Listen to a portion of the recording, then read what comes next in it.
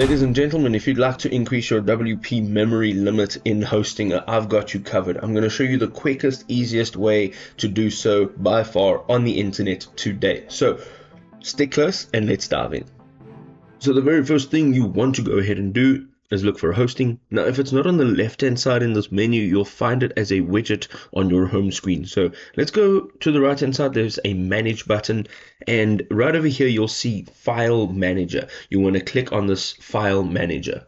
You're going to go ahead and double click on public_HTML. The next thing we're going to do here is scroll all the way down, and we're going to look for wp-config.php. We can right click on this and select edit. You're going to now see at the bottom, it should be between lines 85 to 95. There is a "that's all, stop editing, happy publishing."